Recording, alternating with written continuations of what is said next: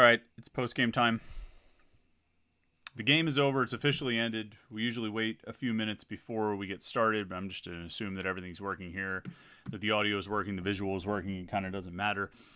Anyway, we usually wait a few minutes, but, the game is already over. It ended quickly, and I don't think there's any need to sit and, go over things and look at things and recount stats and take my notes. I took a lot of notes in this game. Got all my legal pad, all my little scribblings. It's pretty irrelevant. Don't really need that. I got the box score pulled up there, and we can reference it occasionally. The final score was 17-6, in case you weren't sure about that. And have a drink. I hope you have a drink as well, because we're going to need it as we get through this. And somebody on Twitter, before we even started, who was it? Jim Vanderschaft said, can you spend the first few seconds booing Phil to appease the masses? And I don't feel like I need to boo Phil Dracovic all that much, because I am fairly confident that you guys are going to take care of that at the game next week. And assuming some of you are at Heinz Field or Acrisure Stadium, I believe you'll be at the game, but I also believe you're probably going to be pretty loud and negative in that one, and understandably so. And if Phil Dracovic doesn't want you to boo him in the next game, he should not throw 3 interceptions in this game. We got a lot to say about this game. We got a lot of things to go over about this game. You're going to have a lot of comments and questions. And believe me, we're going to try and get to as many comments and questions as we possibly can. We always have them. They're already loading up, and I'm going to try and get to as many as we can over the course of the next hour. Remember, if you want to get your comment read or your question answered, you be a super chatter. Click the little $ down at the bottom, and your question will show up in a special highlighted color, so I'll see it. We've already got a few lining up, and so I almost want to kind of jump to those right off the bat. But, my first thought as this game ended, and I was thinking of it because I could hear it on the television, is they've got that chant at West Virginia. You know that chant. And I'm not talking about country roads. You know the chant they have, because they kept showing t-shirts that said it during this game. That's what they chant. That's what they say. It's an imperative statement if you think about it. It's a command. And that's what Pitt did tonight. This is a family program. I clicked the button that it's not for kids, but it's a family program. We're going to keep it clean, but that's what Pitt did. Not right from the start, but pretty much after that. And everyone who was subjected to watching this game suffered the same fate. This is the live Panther-Lair show, of course, here on youtube.com/Panther-Lair.com. I'm Chris Peak from Panther-Lair.com. You see the website below. It is I don't want to say it's a disaster on the message boards right now, but it's a bit of a disaster. I'm distracted because a random photo of Drake May just showed up in our slideshow here. I'm going to have to try and figure out how to take that thing out. Oh, who cares? It's just that kind of night, right?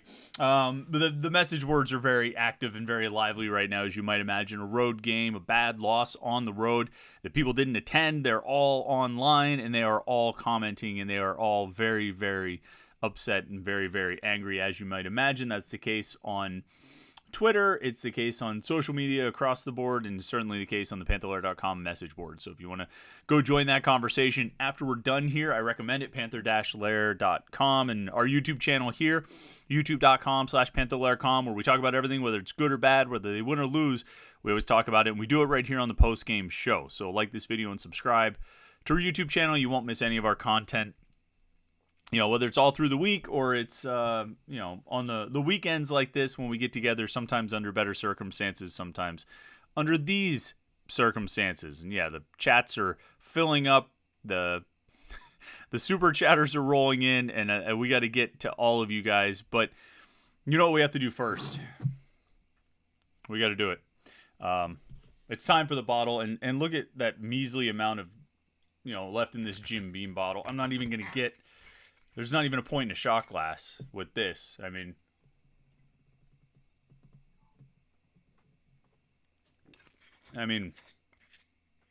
why even get the shot glass out? Finish that one off. And if tonight was any indication, last week was any indication, I'm going to need another one of those bottles. All right. I'm going to obviously share my thoughts and sprinkle them throughout tonight, but let's get into the super chats right off the bat. John Waffle was the first one. John Waffle H2P says, "This is embarrassing. The bum needs to be benched and Narduzzi needs to be fired. John Waffle's getting rid of everybody. Michael B says, Chris, I'm sorry, but this game was an absolute disgrace. You told me last week you believed Narduzzi would bench Jurkovic. Well, after tonight, it's time. The offensive line sucked too. The play calling was terrible. I am officially worried. Michael B, I would say that is not a new condition for you to be officially worried. You said I'm officially worried as if that was something unique for you. So just, I'll have that brief response. Obviously, you see the first two super chatters who jump in there. Talking about Phil Jurkovic, because that's what it's all about in this game. I mean, we could talk about the run defense struggling. We could talk about some questionable personnel decisions in some other spots, some things I didn't really understand, some things that I think hurt them, but I'm going to save that for like Monday or Tuesday or something like that to talk about all the little things that cost this game.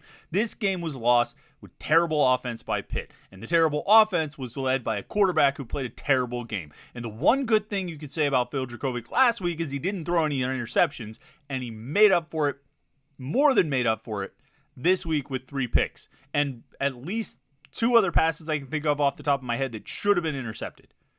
It was a terrible performance. And when they came out, I was going to just read comments for a while before I got into my my ranting about this. But when they came out and ran the ball the whole first drive, I didn't hate it. I said, look, they're doing it effectively. They didn't commit to the run enough in the Cincinnati game. We all said that, and I think we all agreed about that. And I think we were right that they didn't commit to the run in the Cincinnati game, and it hurt their offense because they made themselves one-dimensional and they got away from their identity. So they come out in this game, they run the ball a lot, they do it well. Ends in a field goal. Probably could have had some different play calling when you got inside the 10. Maybe on a second down there, you could have, tried a pass, particularly because I think your play action would have worked in that instance. Nevertheless, the running game worked, and I felt like it was a solid approach, a good way to start the game, to come out and establish the run. And people online are saying, wow, they're too scared to even let Phil Jurkovic throw the ball.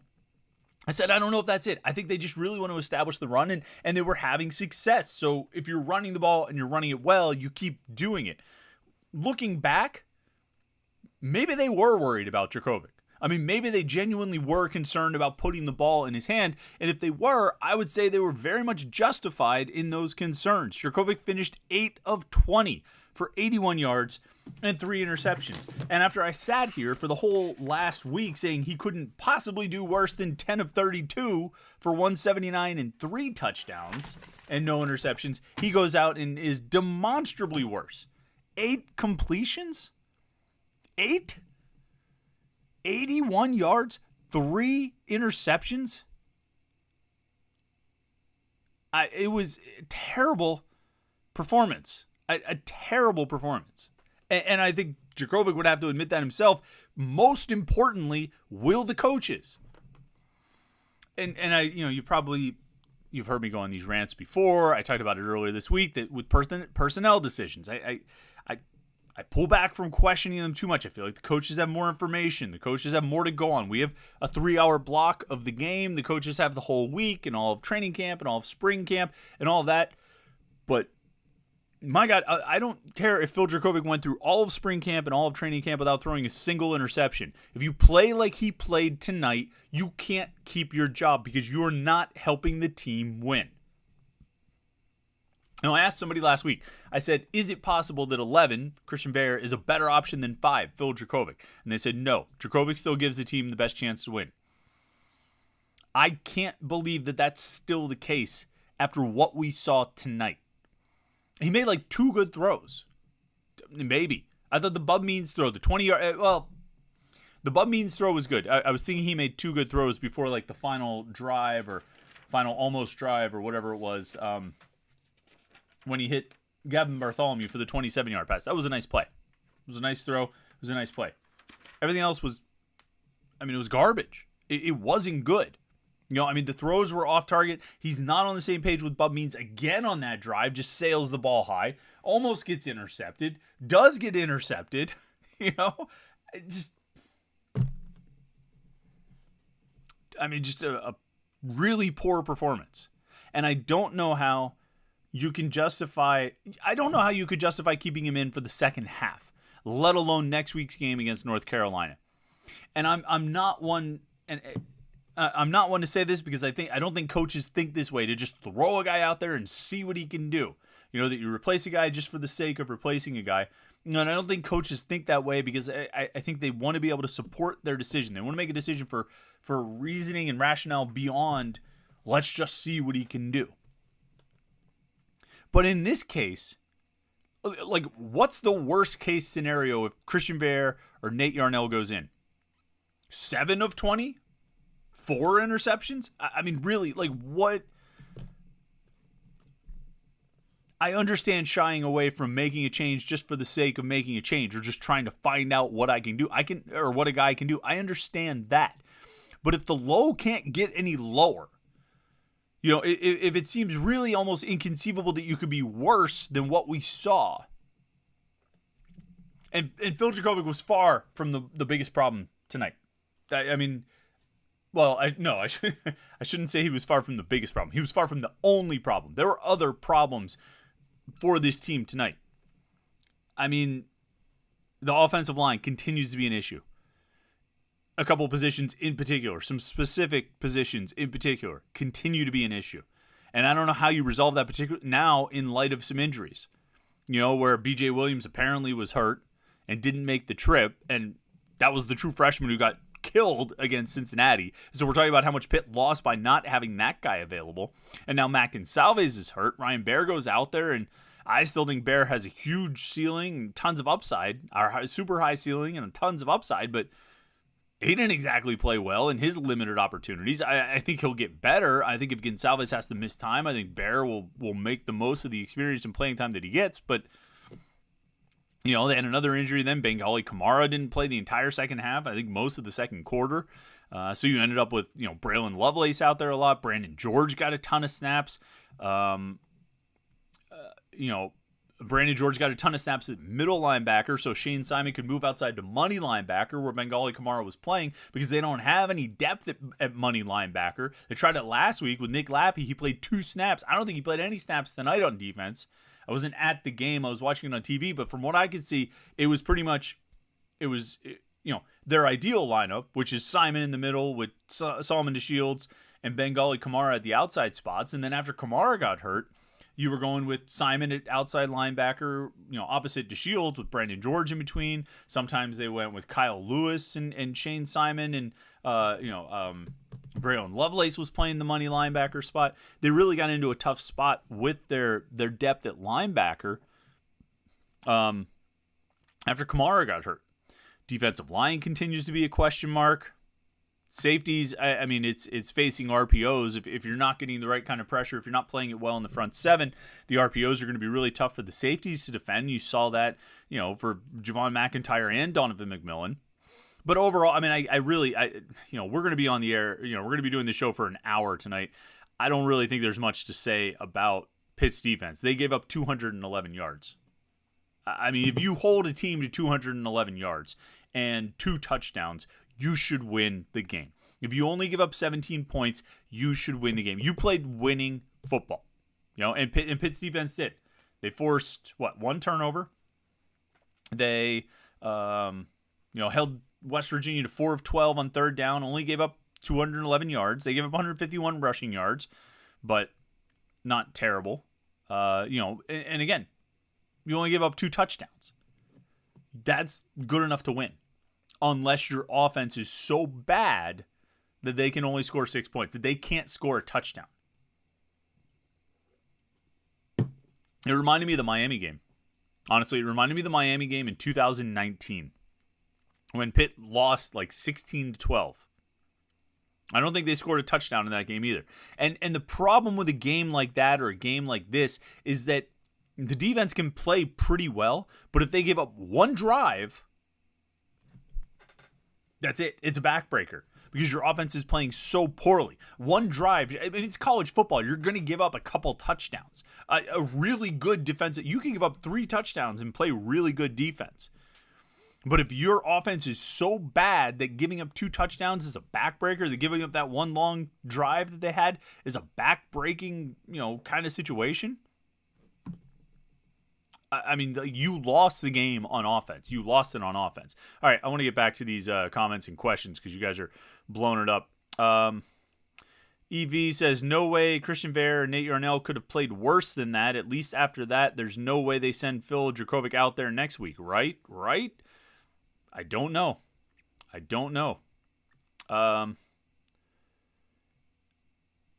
Corey Colton is a super chatter. Corey, I apologize if I missed your comment here. But I appreciate you. Hog Muncher, same thing. Paul Moore says, how are we so wrong about who this team was? All right, so that's a question we're going to be asking a lot. I mean, that's a question that I'm asking, and I think there were definitely some positions I got it wrong on with this. But the one thing I always said, and I said this through the spring, I said it through spring camp, I said it through the summer, and I said it in August, is that we don't know what they're going to get out of Phil Dracovic. We don't know. And we heard all the talk. But I set the talk aside. I said, okay, I need to actually see, is he going to be the Phil Dracovic who was pretty good in 2020? Or is he going to be the guy who struggled the last 2 years? And we can rationalize what he did the last 2 years. Well, he couldn't stay healthy, or his bad offensive line. But look, all those, all leading up to the draft, all those draft experts and analysts who were talking about Zay Flowers and saying like, well, he's such a good receiver, and look how good he did with this level of quarterback play, how bad the quarterback play was. And we all scoffed and laughed it off, or I scoffed and laughed it off and said, well, offensive line play, it wasn't that good, and that was the big problem. No, maybe not. Maybe that wasn't the big problem. Maybe he really was that bad, and maybe maybe those guys were right. Okay, I don't think Dracovic is 8 of 20 bad. I don't think he's 10 of 32 bad, but he's clearly not getting the job done. He's clearly not playing effectively. And the things he's supposed to be good at, we're not seeing them. Making plays on the run, the whichever interception it was, I don't know if he overthrew Konate Mumpfield or underthrew Bub Means, because it looked like it was Mumpfield.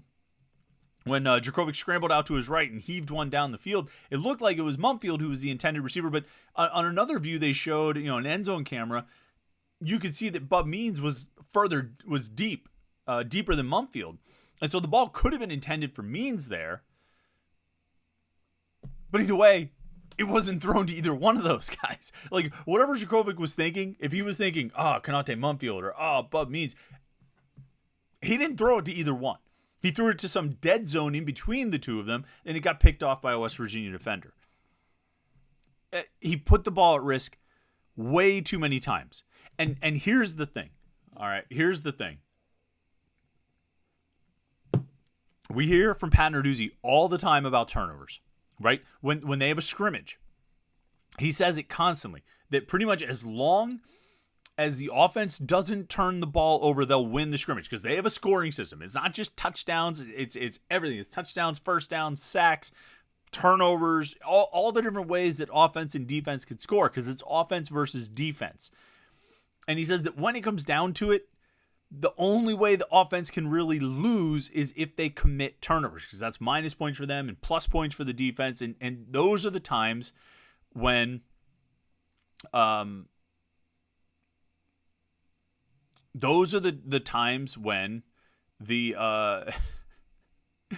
I'm sorry, I'm cracking up. I'm getting requests from someone to join the live stream as we're in progress here, and I can't do it. If you're watching the live stream and you're reaching out to me via text message to join the live stream, I wish I could do it. I don't have the technology to bring you in right now. We would have to restart the stream using a different service than what I'm using for this, but I wish I could, but maybe we'll set something up later in the week. It really comes down to turnovers, all right, for Pat Narduzzi. And he structures his scrimmages that way, that if the offense commits turnovers, they're going to lose. But that's almost the only way that they can lose. And it's an interesting sort of microcosm of or sort of tells Pat Narduzzi's philosophy, right? That he looks at it as long as we don't turn the ball over, we'll win. And so he structures his scrimmages in that way. Well, dude, you had 3 interceptions tonight. 3 bad interceptions tonight, and at least 2 or 3 other throws that put the ball in jeopardy. If you truly believe that you win if you don't commit turnovers, right now there's a quarterback who just cost you the game because of the turnovers he committed. And not just the turnovers he committed, but the turnovers he almost committed. He almost made the game even worse than it was. I don't know. Sitting here on a Saturday night at 11:24 p.m., I don't know what the justification would be to run him out there again next Saturday. And if somebody wants to say, and I don't know if anybody would say this, but if somebody wants to say, well, if you bench him now, you risk like losing him for the year. I mean, oh, well, you've got other guys on the roster. You've got other quarterbacks. Christian Bear is supposed to be your future. You probably should find out about that. Nate Yarnell, you probably should find out about that. Looked like he did something against Western Michigan. I mean, in a unique situation, not throwing a lot of passes, but he at least threw them and gave guys a chance to make plays. Nobody was even getting a chance to make plays tonight outside of just a handful of throws. And I don't want to obviously it's going to be a lot about Phil Dracovic. I don't want to make this all about Phil Dracovic. I don't want to bag on him for everything, but you throw 3 interceptions, you only complete 8 passes, and your team loses with only 2 field goals. You don't score a touchdown. You lose 17-6 behind a winning effort from your defense and special teams plays. It's kind of on you, man. And I know the offensive line protection and the receivers did this or they did that. And credit to Dracovic. It's not like he made those excuses publicly. I don't think he did. I doubt he did it in the post-game press conference tonight. Made those excuses. But you're the quarterback. You need to make plays. It's like the play where he had Daniel Carter wide open on the right side on the flat. He was under pressure and he raced out of there and just he threw it over Carter's head. And it was disappointing because Carter was not only wide open, but there was really nobody around him. And if he catches that, he's got, if not a clear route to the end zone, he's going to get a lot of yards. And he overthrew him. And that was a tough play. I'm not going to claim that was just an easy play. You and I could walk out on the field and we could make that throw to Daniel Carter. We could if we weren't getting, chased. But Dracovic was getting chased. He was getting tackled. He was almost getting, guys they were breathing down his neck. He had to make that throw under duress. But here's the thing. If you're a big-time Power 5 quarterback, if you're a legitimate Power 5 quarterback, you can't just make the easy throws. You got to make the hard throws sometimes. You have to make that play because that's a play that your team needs. And he didn't make that play. He overthrew him. And he only made a handful of plays overall tonight. And he only made a handful of plays last week. And he only made a handful of plays the week before. And I was one who kept holding out hope for Keaton Slovis last year. And I thought Keaton Slovis was better than he showed, that he could turn it around, that he could, all this stuff. I'm not sure I feel that level of optimism about Phil Dracovic. I'm really not, because I don't know if, and I mean, maybe I'm, maybe rose-colored glasses and all that stuff, but I don't know if I remember thinking Slovis looked as bad at any point last year as Dracovic did tonight, and last week for that matter. I mean, this seems to be a new low, and a new low that's surpassing some of the pretty bad quarterback play we've seen over the years. All right, let me get back into comments and questions. I wish I could bring a guest. It would be a lot of fun to have a guest on here. Let's see. Trying to find some more of these super chatters. Whiskey Coach says, no standout players on either side of the ball through 3 games. First time I can remember saying that. Arguably as troubling as our putrid quarterback play. I can't entirely disagree. Who's been the standout through these 2 games? I mean, tonight, Rodney Hammond goes 14 for 49. It's 3.5 yards per carry. Sebo had 6 carries for 34 yards. That was pretty solid. And he had a long run called back. He had a pretty good game. Gavin Bartholomew, I would say, is a standout player. He had 2 catches for 39 yards. Should have been targeted more, like we've said. The receivers, I mean, look, we raised those concerns in the offseason about the wide receivers. And you look at this game tonight, Bub Means 2 catches for 25 yards, one of those was for 20. Dejon Reynolds, 1 catch for 7. Konate Mumfield, 1 catch for 6. That's it. No other receivers were even targeted. Kenny Johnson, I think, got some time on offense, was out there. Didn't get any targets. Malcolm Epps had 1 catch. Jake Renda, I don't think, played at all. I don't think Carter Johnson was targeted, at least as you get into the tight ends. I don't think any other receivers really. Oh, Che Wabuko. I mean, no disrespect to Che Wabuko, but like,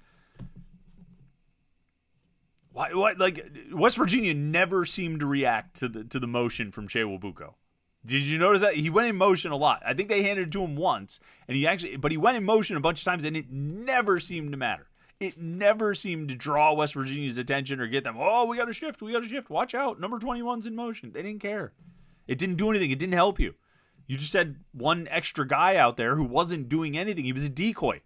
Or however many snaps he played tonight, I don't know if it was 6 or 4 or 8. I don't know.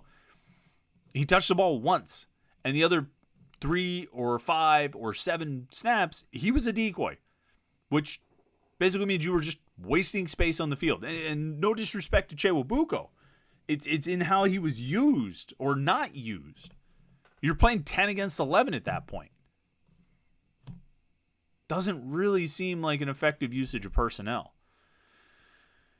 Let's see. But Gavin Bartholomew, I think, has been good. Whenever he's gotten a chance, I think he's been pretty good. He just hasn't got many chances. There's another super chatter down here.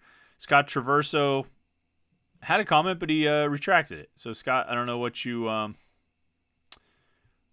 wanted to say, bud. But if you got something else, go for it. RJ Seaman 38 Isaiah Super Chatter says, cut the BS. Only one reason Pitt lost. Number 5 was not benched. Get with the program, Chris. It's 5 offensive coordinators in 8 seasons. Narduzzi is on the hot seat now. All right, well, we're going to have plenty of time to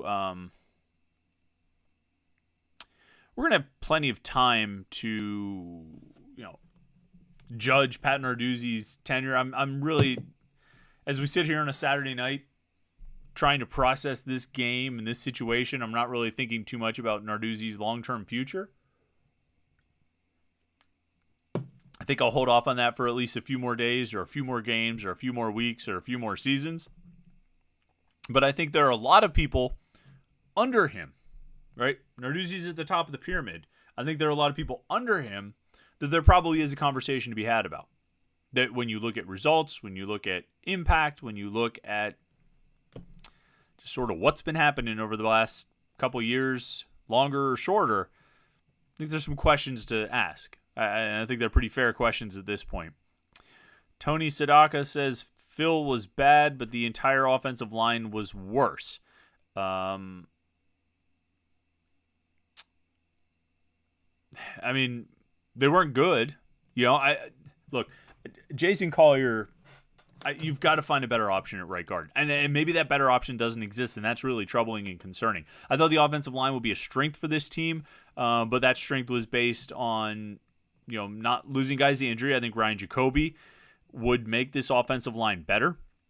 If you have Jacoby in at left guard and then you have, Blake Zabovic playing at right guard, I think that would be an improvement over what we've seen really over the last 3 games, all 3 games this year. I think if you've lost Mac and Salvez as well, you're really in trouble. Ryan Baer, again, has a really high ceiling. I think tons of potential, can be really good. Oh, I also saw Branson Taylor limping at one point, late in the game. That's going to be a real problem if those guys get hurt and they start, if they lose more offensive linemen. But that unit has struggled. It's struggled. I think the injury shakeup has caused a lot of problems, and I'm not sure what the answer is. I think Bear should be in the lineup, and even if it takes him a little time to get settled in out there, I think he'll end up being pretty good. But yeah, it's a problem up front, no question. But that doesn't account for some of the just terrible throws that Djokovic made. It really doesn't. Alan McMurray is a super chatter. He says, this is an abysmal loss. I think this could be the season that Narduzzi loses this team. He owes these kids a massive apology for sticking with Phil.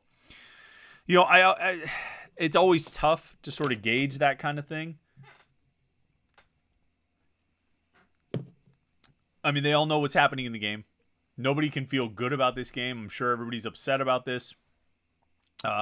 You know, the players for sure. I'm sure there are some hard feelings about the quarterback because they saw the throws that the quarterback made. They also have some kind of opinion about the quarterback based on spring camp and training camp. You know, whether that's good or bad. I mean, they all seem to talk a good game. So, you know, I never know about the players. You know, I could easily see players being in the locker room and on the bus ride home because, yeah, they're taking a bus home. So that's a fun ride back from Morgantown. I could see the players in the locker room and in the bus just saying, you know, we know he's better than that. He's going to get better than that. Phil, we believe in you. I could also see them saying, dudes, you got to do something here, man. Like, you got to make a change. We believe in 11 and 19 too, you know? I don't know. I don't worry about Pat Narduzzi losing the team. I think that's one of those sort of cliches we fall into when we try and explain a losing streak or a bad season. And probably it happens sometimes. I don't know. I don't think it happens as much or as often as we say it. And I kind of don't think Pat Narduzzi would lose a team. But you start losing, when you start losing games, that's when it gets a little sketchy, you know, and that's when it gets questionable, and you start having questions like this come up about losing a team and, you know, do they still believe and all that kind of stuff. Is there another? Yeah, there was another one that came in. Scott Traverso says, Chris, bigger issue here. We win a conference championship, scoring a bunch of points, and the head coach hated it. Now they look inadequate in college football. How can we go from 2021 to this? Well, here's, I mean, like, if you want to compare 2021 to 2023 or 2022, I mean, there's one giant difference there. And I know you're gonna point to Mark Whipple and Frank Signetti, and you're right, that's a big change in offensive coordinator, but they had Kenny Pickett. And I don't think we should underestimate the impact of having a quarterback who can play at that level. Now, that doesn't excuse the offensive coordinator. But there's a big space between Kenny Pickett and Keaton Slovis. There's a big space between Kenny Pickett in 2021 and Phil Djokovic. All right, that's a big difference. And so there's part of me that thinks, all right, because this has gotten brought up a lot. Why would Pat Narduzzi go from, you know, that kind of success that led him to an ACC championship to wanting to get rid of that offensive coordinator and go in a completely different direction?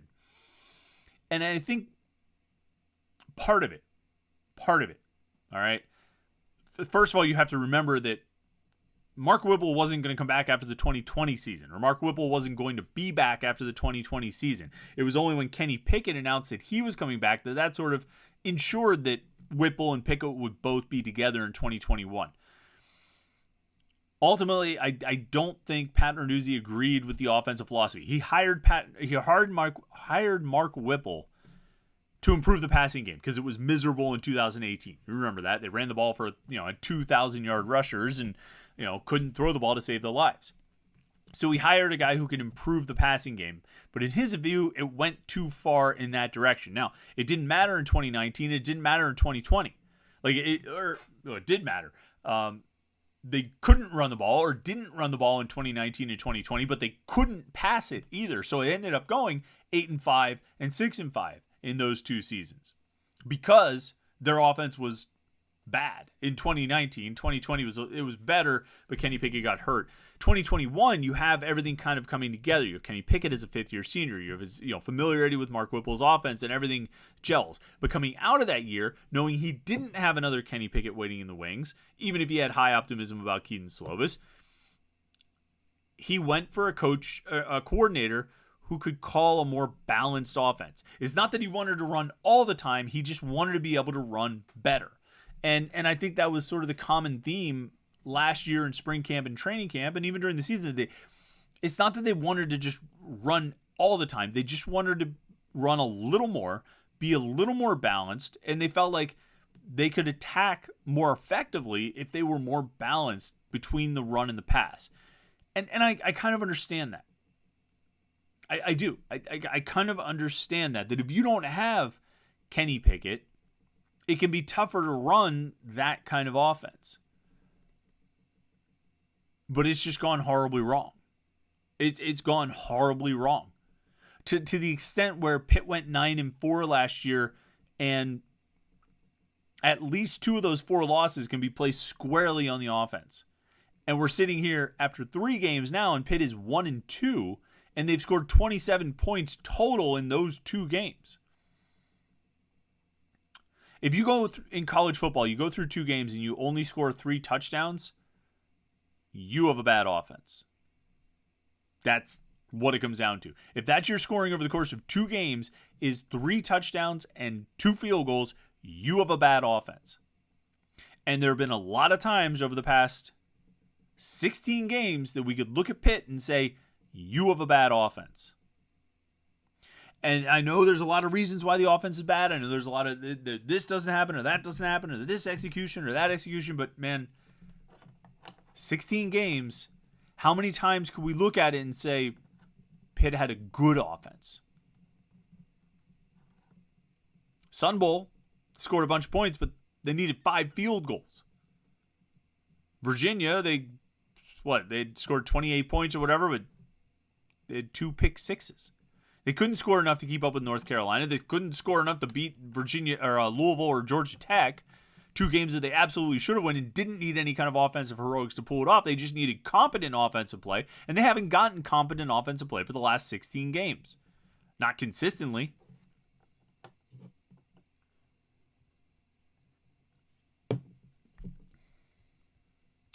Let's see. Michael B. Super Chatter says, Chris, Pat Narduzzi said post-game that Dracovic will start next week against North Carolina. So, yeah, the season is about over. Told you he wouldn't bench him. All right. Cool. I'm glad that you brought that in here. Like I say, I'm not at the game. I'm not listening to the post-game press conference. I was curious what Narduzzi said. I am not shocked in the least that Pat Narduzzi said that today. I am also not convinced in the least that he'll actually hold to that. All right. Post game, a coach will very rarely say, no, that guy's not going to play for us next week, or he's not going to start next week. After the Sun Bowl in 2018, I asked Pat Narduzzi, what is your confidence level like in your offensive coordinator? And he said, my confidence level is very high. I believe Sean Watson's really good and all this stuff. He was fired like 2 days later. I'm not guaranteeing that Dracovic doesn't start this week, but I'm definitely not betting anything on Pat Narduzzi saying that he will start. All right, I'll wait and see. And we'll see what they do in practice this week. We don't really get to see much. We're not allowed to report on what we see anyway. And then we'll see what happens on Saturday. I'm not convinced in the least because, again, it's the turnovers now. Like now, it's not just, you put that on the receivers. The receivers didn't do this, or the offensive line didn't block, or I wouldn't want to put any quarterback in that situation. That's what Frank Cignetti said this week. I wouldn't want to put any quarterback in that situation. Well, okay, fine. Maybe your receivers are substandard. Maybe your pass protection's not up to the level it needs to be. Maybe your receivers are unreliable or whatever. What about the turnovers? You cannot, after everything we've seen over the past 8+ years, you cannot tell me that Pat Narduzzi will stomach those turnovers. I don't know if he's going to make a change. Obviously, I probably agree with a lot of you that I'd like to see something different happen there, just to see what happens. But I don't know how. And if you don't want to do it in the middle of a game, I understand that. So Frank Cignetti was asked this week by me. I asked him, you're sitting up in the box, you're watching the game. What goes through your mind when a guy is struggling? How do you kind of process the thought of like, I want to try somebody else? Let's just see what somebody else can do. And he said, it's hard because in the NFL, you have iPads, you can rewatch every play and kind of see what's going on and have a better understanding of blah, blah, blah. At college, you can't really do that. You got to just trust what you're seeing. And in real time and make your decision. And basically, I think he was saying you didn't want to make an emotional decision in the course of a game. Oh, this guy's playing terrible. Get him out of there. And then you watch the film and be like, well, of course he's playing terrible. Every receiver ran the wrong route and none of his offensive linemen blocked for him. So, of course, he's playing terrible. And so I get that. I don't entirely agree with it. I think sometimes football is a feel game. I think you need to make a decision based on feel. But I understand it. I understand where Cignetti was coming from. But I don't know how this week they could go back and watch this game and say, yeah, let's do that again. Run it back. Right? Isn't that what the kids say? Run it back. I don't know how you could watch this game, and maybe they'll watch the film and it'll be everybody else's fault except Phil. I don't know how you could watch this game and want to do it again. I just don't. Another super chatter, Tim O says, what's the realistic fix? Near term to the quarterback situation and the lack of talent at receiver, an underlying theme that cripples Narduzzi's teams.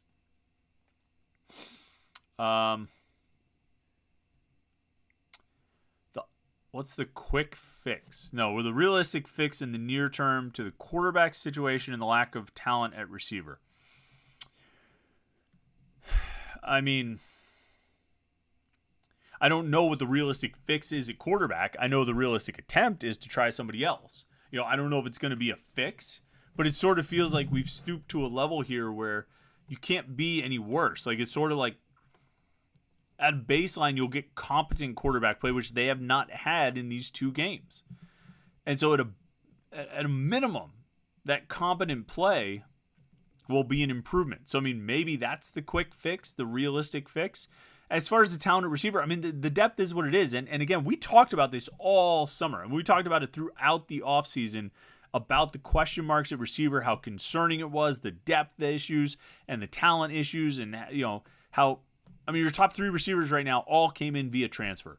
Bob Means and Kanate Munfield last year, Dejon Reynolds this year. Those are your top three receivers. Those are the guys seeing the field the most. And that is an indictment on your receiver recruiting. And so we've talked about that a lot. And there is no fix to that.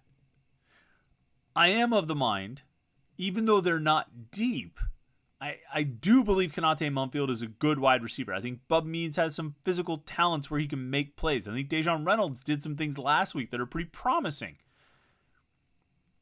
But the ball is just not getting to them. And it's not getting them to them in a place and on the right timing to give them a chance to make a play. And so I'm still holding out hope for Munfield, Means, Reynolds, Kenny Johnson, whoever else you want to, Zion Fowler, whoever else you want to throw out there. I'm holding out Che Wabuko. I'm holding out hope for those guys. But somebody's got to get them the ball. Somebody has to get it to them in a time and place where they can make a play. And that's not happening. It hasn't been happening.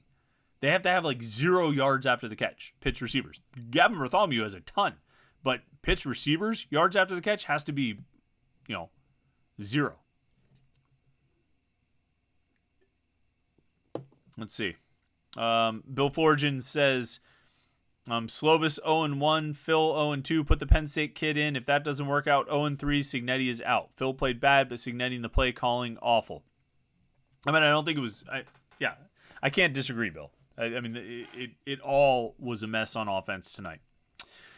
Michael B., super chatter again. We appreciate you. Says, Narduzzi also said this. You guys in the media are fast to want to pull the plug on somebody. That's not how we do it. I mean, you have to understand Pat Narduzzi, all right? I mean, it's been 9 years now, guys. Pat Narduzzi will be defiant far before he ever gets insightful, particularly in a post-game press conference. The thing about coaches in a post-game, I mean, they're sort of like, they're raw, they're emotional, they're exhausted. They've just been through 3 hours of just, anxiety, tension at a 10. Like the stress turned up to a 10. I mean, Narduzzi talked this week about being laser focused during games, and I think they are, and I think it's exhausting. I think by the time you get to that point, you're just kind of, it's The blister on your back on the back of your foot has been rubbed open, and that's sort of what coaches are in a post-game press conference, and you're going to get a lot of weird stuff out of coaches in the post-game, and Pat Narduzzi is never going to stand up there and be insightful about things in a post-game press conference. Maybe during those Thursday chats we have with him where we sit around the conference room table. I mean, those things, those are the best of the week because he's calm, he's relaxed, he's insightful, he takes questions and answers them well. In a post-game, he's not going to do that. Particularly in a post-game after a game like this, when he's getting questioned on things, so he's already pretty beat up from the way the game went, and probably doesn't really want to talk to anyone at all. And then he's getting questioned by a bunch of, four eyes, pencil necks, sitting out there with our tape recorders and, notepads and whatnot. We're questioning his decisions and whatnot. He's not gonna be like, I mean, you guys are right. I probably should bench Phil. I probably should have benched him. I should have put him on the bench in the second quarter. He's not going to say that. It's not in his nature. And most coaches won't, but it's especially not in Pat Narduzzi's nature. I would not take, and regardless of what happens next Saturday, I would not take anything he said in the post-game press conference tonight with anything more than a grain of salt, and maybe not even that. And look, he still might roll Jurkovec out there, but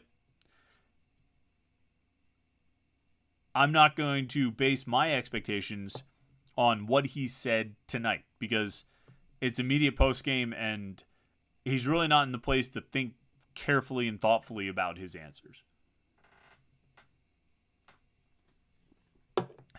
I thought I'd get to the second beer sooner. Man, really slacking. Talking a lot here.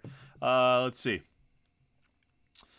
Joshua Brown, Super Chatter, says, Frank Signetti doesn't call normal routes. Where are the 3-step drops with slants, drags, and picks? Why is everything 5 to 7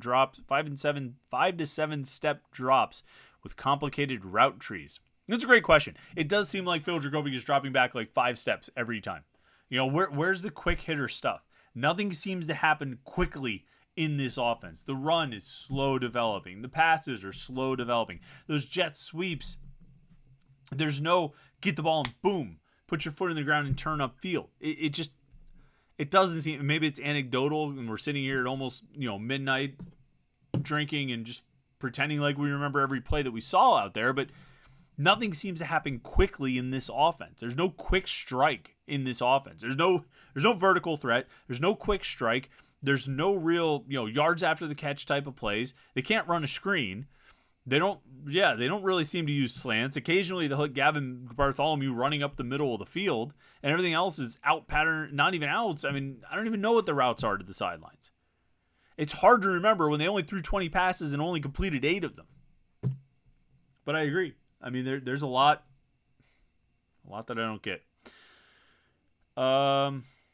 Patrick O'Connor, Super Chatter, says, can we blame the offensive line at both Pitt and Boston College? Maybe we should be looking at the quarterback. Boston College's offensive line looked good today. Okay, I mean, first of all, I'm not going to base it on that, on how Boston College's offensive line played today. But you're right. Look, I think Boston College did have a bad offensive line last year and 2 years ago with Phil Jurkovec, and I think that hurt him.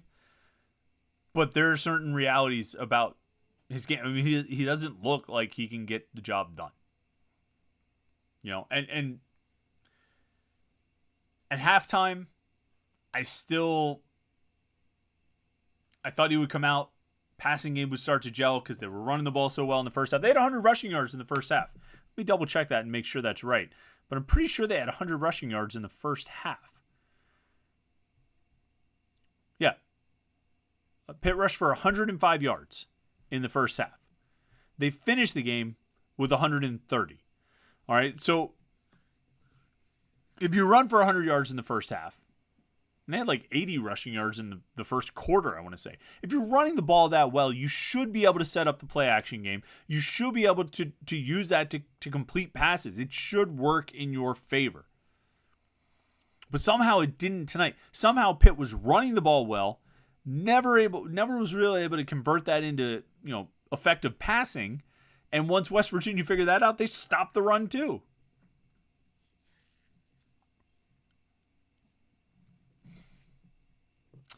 I don't know.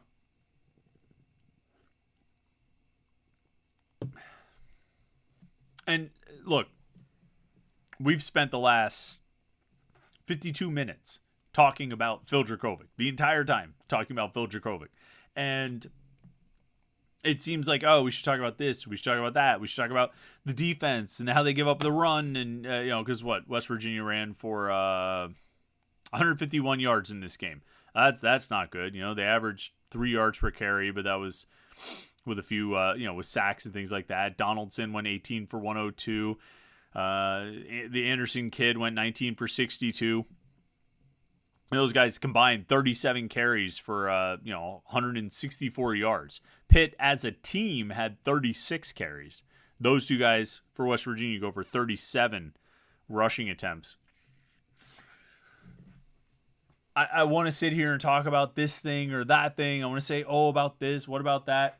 But we did that episode of the Morning Pit on Tuesday or Wednesday or something like that, of looking at all the different little things, the little areas where Pitt could have won the game in the Cincinnati game. They jumped off sides on 3rd and 10, and that made it 3rd and 5, and that really changed the whole. I could sit here and talk about how they didn't use the Delta defense at all in this game. Did you notice that? West Virginia had how many third downs? They were 4 of 12, so 12 third downs, and Pitt didn't use its Delta defensive package once. There was one time I thought they did. It looked like they had 3 down linemen, but it turned out one of the stand-up guys, one of the linebackers walking around, was Dayon Hayes. So you still had 4 defensive linemen on the field. So we can sit here and talk about that. Wow, why didn't they use the Delta defensive package? Who cares? The quarterback threw 8 of 20 for 80 yards and 3 interceptions. It's not a complicated game. It's really not difficult to figure out. We consider, why did they kick the field goal from the 3-yard line? They should have. Yeah.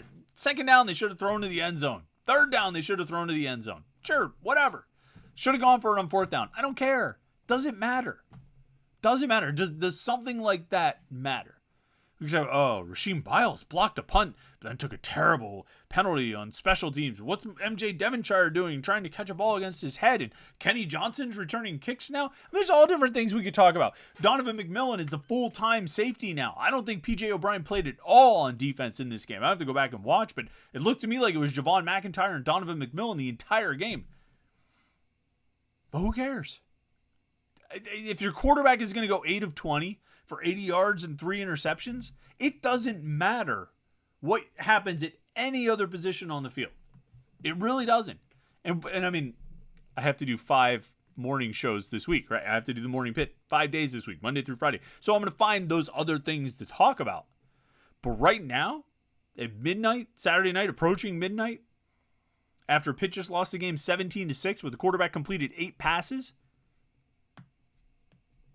I just don't care. It doesn't, like, those other things feel like they don't matter at all. How did Shane Simon do at money linebacker? Is Pitt better with Shane Simon at money linebacker and Brandon George at middle linebacker? Or was Shane Simon at middle linebacker and Braylon Lovelace at money linebacker? Which is the better duo? Who cares? These things don't matter. If your quarterback is going to play that poorly, you could have the 85 Bears defense out there. You could have Lawrence Taylor at middle linebacker and Troy Polamalu and Ed Reed playing together. You could have Reggie White. You have Ronnie Lott. It doesn't matter. None of those things matter if your quarterback plays that poorly. Let's see.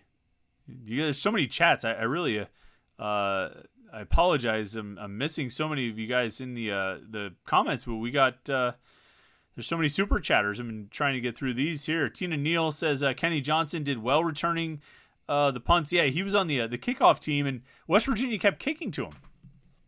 I don't know why they didn't just kick out of the end zone. I was impressed. I thought he did a good job. Maybe try to work him in on offense. But there again, we're going down that same path again. Why don't they use Kenny Johnson more on offense? Why don't they hand the ball to Sebo and Rodney Hammond? Why did they use Daniel Carter, a big back who doesn't really seem to be very good at catching passes, even if those passes aren't very well thrown? Why is he the third down back? Why isn't Kenny Johnson in the wide receiver rotation?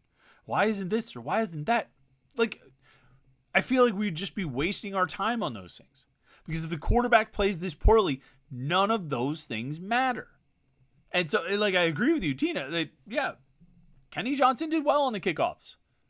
I bet he could probably make an impact on offense too. I think I saw some freshmen out there. I think I saw, obviously Rasheem Biles was playing on special teams. Kenny Johnson played on special teams, a little bit on offense. I think I saw Isaiah Neal out there. I think I saw a 97 going off the field at one point.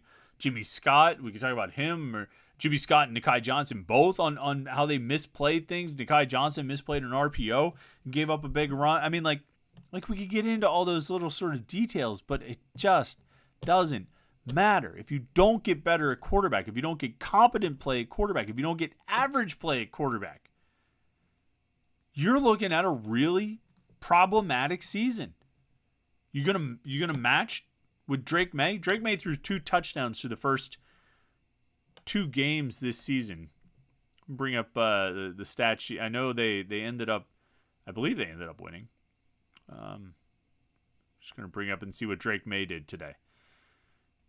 Who did they play? They played Minnesota. Yeah, they ended up they played Minnesota. They won 31-13. Drake May, 414 yards, 2 touchdowns, and 2 interceptions. So the touchdowns are concerning. Oh, they also scored 2 rushing touchdowns. May didn't, but Omarion Hampton and British Brooks did. But I mean, how are you gonna match with that? And we know Drake May is really good. This defense obviously has some vulnerabilities and is susceptible to some things. And you're going to either A, slow down Drake May, or B, score with him. You're going to go blow for blow with Drake May against his defense. You've got to give yourself a chance. And if you still, coming out of today, if you still believe that Phil Dracovic gives you the best chance to win, vaya con Dios, senor. All right, let's see. Scott Traverso, Chris, you're right. None of it matters. LOL. How do we get back to the offense making a difference to where the rest of the team matters? Well, you know what I'm saying, though, Scott. Like, as we sit here in the immediate aftermath of the game, we just got a couple minutes left here. We sit here. We did spend almost the entire show here talking about Phil Dracovic. Almost exclusively, we spent this whole time talking about him because when the quarterback plays that poorly, everything else is rather inconsequential. Unless the defense can score on its own, which is ultimately what they would have needed to do to win this game with the quarterback play as it was, there's not a whole lot that the rest of the team can do. And so that makes it kind of,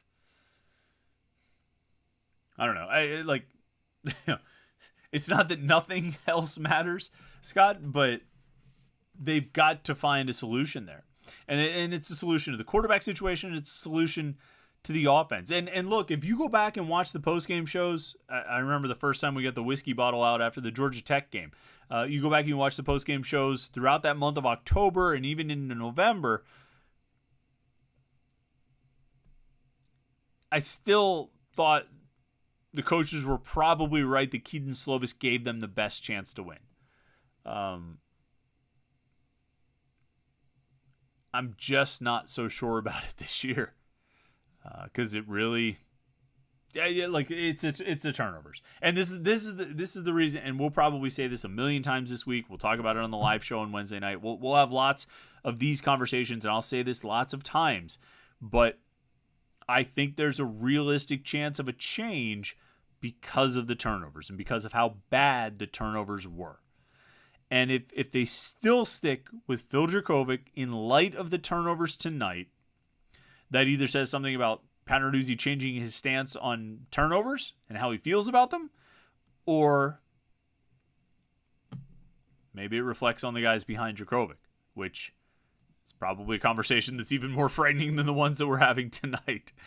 Another super chatter jumping in. Beverly Furl says, I don't understand how Pitt loses by double digits to a team that got handled by Penn State. Where is Pitt lacking as a program compared to the top programs? I mean, right now, Beverly, it's quarterback play. I mean, you want to talk about where is Pitt lacking the most in comparison to the top programs? I mean, there's a number of areas that, Georgia is stronger than Pitt at this position, or Ohio State is stronger than Pitt at that position. But I mean, it's quarterback play. It always comes down to quarterback play. particularly in college football, in the NFL as well, but particularly in college football, it always comes down to quarterback play.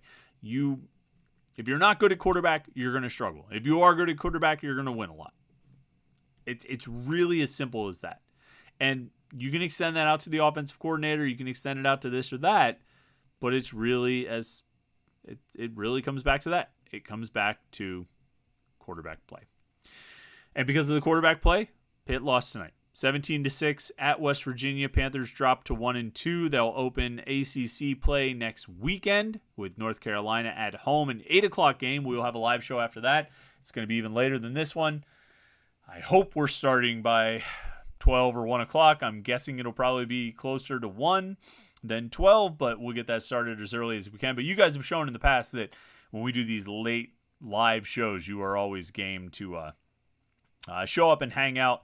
I'm sure no matter what happens against North Carolina next week, we're going to have a lot to talk about. We're definitely going to have a lot to talk about throughout this week. So make sure you like this video and subscribe so you don't miss any of our Pitt videos, either the morning Pitt videos we put out every day, Monday through Friday, or our live Panther-Lair show on Wednesday nights. Me and Jim Hammett get together and talk a little Pitt sports. These post-game shows that we do, as you can see, are always pretty lively and always pretty interesting and engaging. And yeah.